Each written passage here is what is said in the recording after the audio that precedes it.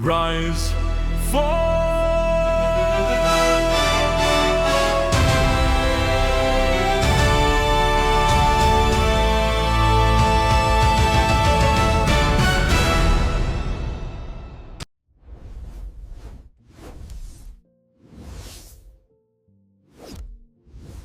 Welcome back to our podcast. Today we're on a mission to uncover an empire that was, well, so powerful it once ruled almost half the civilized world. And yet it was so completely forgotten that its capital city just vanished from memory for nearly 2,000 years. It's an incredible thought, and the story of how it was rediscovered, that's really our perfect starting point. It is. The scene of 1618, we're with a 61-year-old Spanish ambassador, Garcia Dilva y Figueroa, traveling through Persia. And his mission had been a total disaster, right? A complete embarrassment. He was being ridiculed, partly because the Shah had mocked his piety and, well, his advanced age for not enjoying the local dancers. So here's a man whose career is basically in ruins, and he just accidentally stumbles upon one of the biggest archaeological finds of the century. Exactly. He's consoling himself, touring the landscape, and his guides take him to a local site. They call it Shahel Minar, the 40 Pillars. He must have been totally unprepared for what he saw. Oh, absolutely. The scale of it. Imagine coming across this vast stone terrace, 48 columns still standing, huge gateways supported by these winged hybrid figures. And the sources mention these marble horses that were, bigger than a large elephant with enormous wings? It sounds incredible. But my favorite detail, the one that really brings it to life, is the story about his dog. Okay. The polished black stone of the grand stairway was so burnished it was like a mirror. And Figueroa's dog sees its own reflection, thinks it's another dog, Oh no! and just starts snarling and viciously attacks the slab, apparently to the great amusement of the whole expedition. Wow, a dog fighting its own ghost on a 2,000-year-old staircase. That really captures just how unexpected this all was. It does. And Figueroa, he'd read the classics. He put two and two together, the scale, the location near the old Araxes River, and he correctly identified it. Persepolis, the first person to do so in almost 2 millennia. This was the ceremonial heart of the Achaemenid Persian Empire, an empire that stretched from Libya to India. We're talking about a landmass the size of the modern United States. It governed something like 20% of the world's population at the time. An absolute giant. So our mission today is to dive deep into how this forgotten empire rose from, the geopolitical chaos of the Near East, how it built this incredible system of administration, clashed with the Greeks, and then ultimately how it all went up in smoke under Alexander the Great. To get to the rise, you have to look at the power vacuum that came before it. Right. The Achaemenids didn't just appear out of nowhere. They rose from the ashes of the Assyrian Empire. Yeah. The Assyrians were famously brutal, but a coalition of the Medes, these hardy horsemen from the Iranian plateau, and the Babylonians, they just crushed them. In only 3 years, which is astounding. It left two main powers, the Medes and the Babylonians. And that's where Cyrus steps onto the stage. He was born around 600 BC in a place called Anshan in southwestern Iran. And this wasn't just another Median group. The Persians were, a kind of new hybrid culture? They were, yeah. A mix of nomadic Iranians and the local ancient Elamite civilization. It gave them a really unique cultural footprint. But the problem, and it's a huge one, is that almost everything we know about these early days is told by their enemies. We lean so heavily on the Greek writer Herodotus, who was writing a century after Cyrus. And he loved a good story, maybe more than the literal truth. The perfect example is the origin story he tells about Cyrus. Oh, it's classic mythology. Cyrus is born. His grandfather, the Median king Astyages, has a dream that the baby will overthrow him. So he orders the baby killed. The job falls to his general, Harpagus. But Harpagus can't bring himself to do it. Years later, Astyages finds out and gets his revenge in the most theatrical and gruesome way possible. That's horrifying. He secretly kills Harpagus' own son, serves the boy at a feast, and then reveals what he's done by showing him the head. Harpagus, in this just unbelievable moment of self-control, just says, "The king's will is always pleasing to me." A great story, but probably not true. Almost certainly not. But here's what we do know from other sources, like the Babylonian Chronicle. When Cyrus eventually did lead the Persians against his grandfather, who did Astyages foolishly put in command of the Median army. Harpagus. The wrong general himself. A terrible, terrible mistake. Harpagus immediately betrayed him. The Chronicle says Astyages' own army revolted and delivered him to Cyrus in fetters. So that one act instantly unites the Medes and the Persians under Cyrus. and gives him control of the entire Iranian plateau. From there, he immediately looks west to Lydia, ruled by King Croesus. The richest man in the world, the guy who basically invented industrial-scale gold coinage. That's the one. And Croesus gets this famously tricky advice from the Delphic oracle that if he attacks Cyrus, he will destroy a great empire. And he thinks, great, let's do it. Of course. But the empire he destroyed was his own. Cyrus was just a brilliant, unpredictable general. He faced the world's best cavalry, the Lydians, with a wall of camels. Horses are terrified of the smell and the sight of camels. It completely shattered the Lydian charge. Cyrus takes the capital, Saris, in 547 BC, and with it, all that gold. But the biggest prize was still out there, Babylon. The greatest city in the world. And its king, Nabonidus, was deeply unpopular.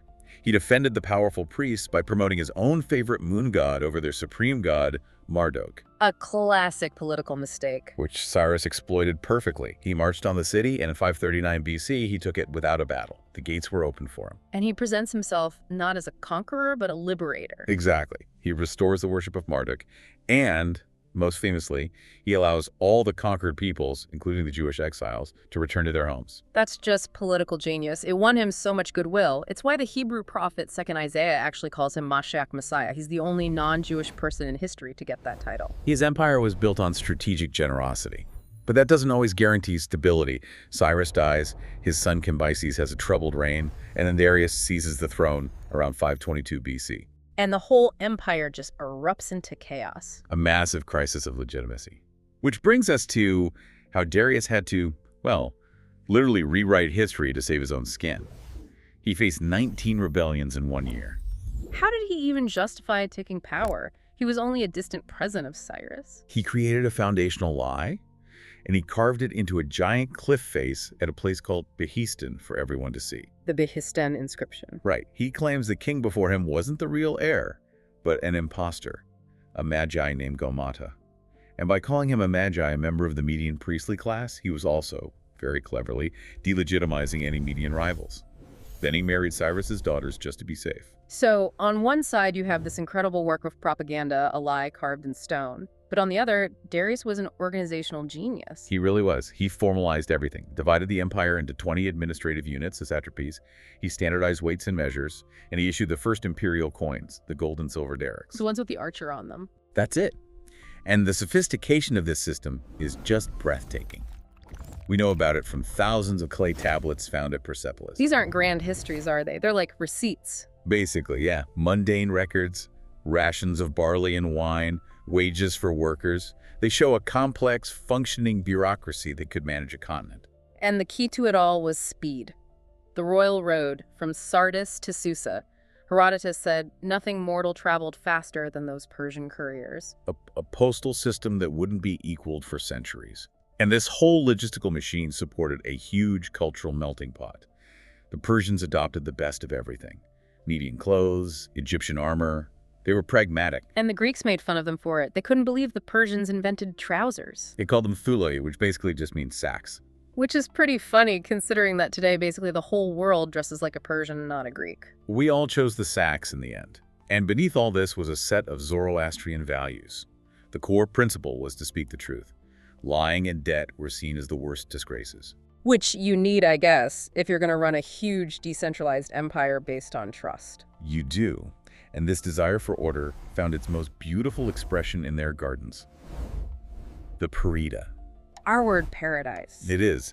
The four-part design was meant to evoke Cyrus's title, King of the Four Quarters of the World, bringing order and beauty out of the wilderness. And they even had a unique system for making decisions, right? A fascinating one. Yeah. They would debate important matters while drunk to get the passion and boldness out, and then they would review the decision the next day, completely sober, for logic and pragmatism. I'm not sure that would fly today. So by the time we get to the wars with Greece, Darius is ruling this incredibly sophisticated, tolerant, efficient machine. Which makes the Stark that started it all, the tiny Ionian revolt in 499 BC, seem almost absurd. A pinprick. A mosquito bite that he just couldn't ignore. The small city of Athens sends 20 ships to help the rebels, and they help burn the city of Sardis. For Darius, this isn't a military threat, it's an insult. An existential insult from a people he'd barely heard of. Which is when he famously orders a servant to say to him 3 times, Every single dinner. Master, remember the Athenians. That desire for revenge is what leads to the first invasion. In 490 BC, Marathon. right, a punitive force lands at Marathon. The Spartans are famously late because of a religious festival. So the Athenians, outnumbered, have to face them alone. And they pull off this incredible victory. A brilliant tactical victory. They weaken their center on purpose, let the Persians punch through, and then the strong Athenian flanks just folded in and crushed them. The Spartans show up 2 days later, say, "Nice job," but you can imagine that became a bit of a sore point for the next decade. A very sore point. 10 years later, Darius' son Xerxes launches the real invasion, 480 BC. This time he's bringing the full, terrifying might of the empire. And he proves it with those pontoon bridges over the Hellespont, a 1.4-kilometer engineering marvel. It was a symbol of his power over nature itself.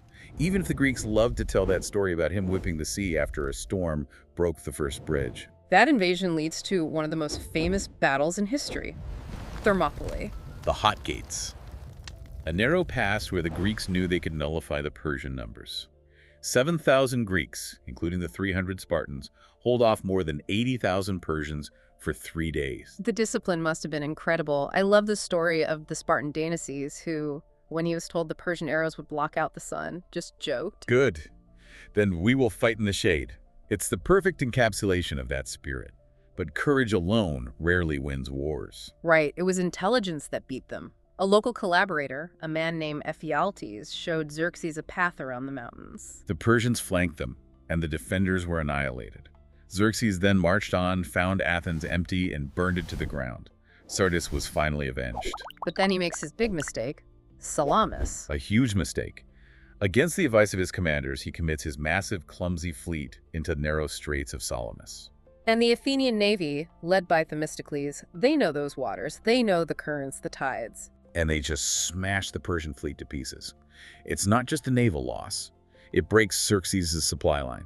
He has to flee back to Asia, leaving a part of his army behind to be defeated the next year. And after that, the Persians make a really smart strategic shift. No more direct invasions. A pivot to soft power. Under kings like Artaxerxes II, they started a policy of just funding Greek conflict. Geopolitics with gold. Precisely. They used those Daric coins, the ones for the archer, to make sure Athens and Sparta were always at each other's throats. It was an incredibly successful strategy. Stabilized their western border for over a century. I read that a Spartan king later complained he wasn't beaten by Persian soldiers, but by 10,000 Persian archers. Meaning the gold coins with the archer stamped on them used to bribe his allies. It worked perfectly. But no system lasts forever. Darius III inherits an empire that's become fragile with all this infighting, and then comes Alexander the Great. Armed with his father's new, reformed Macedonian army. Their secret weapon wasn't just courage, it was technology. The Sarissa pike. These 5 to 7 meter long pipes. Which gave his phalanx a massive reach advantage over anyone they faced.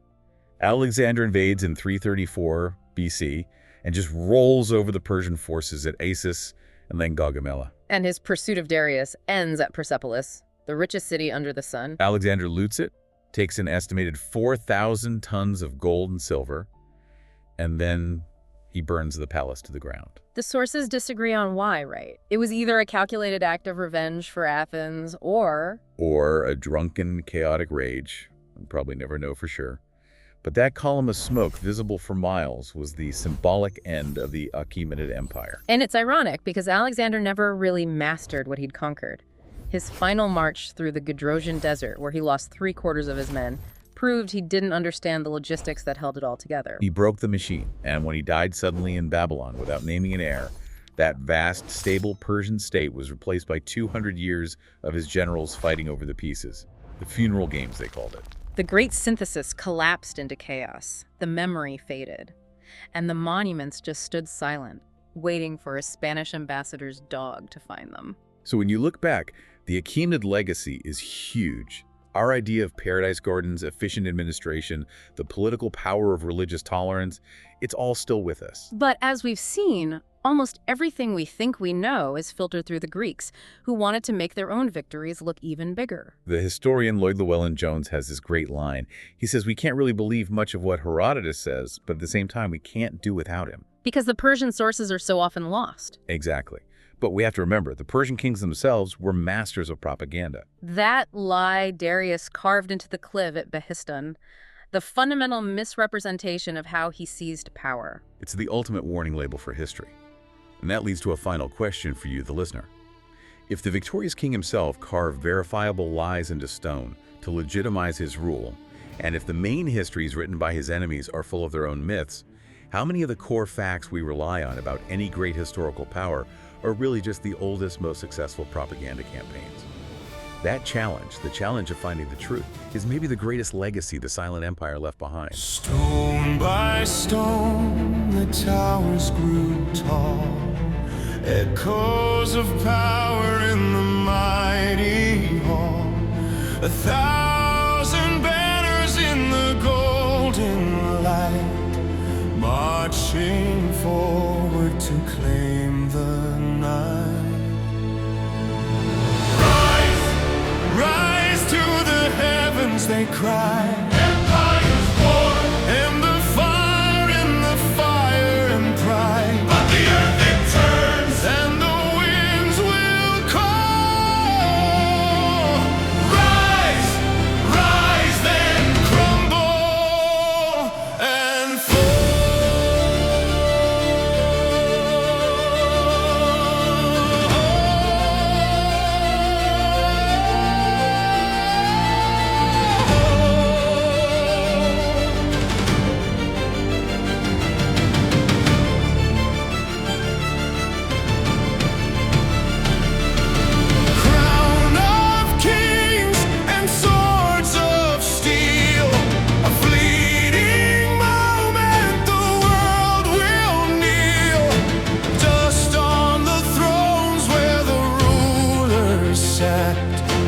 history whispers,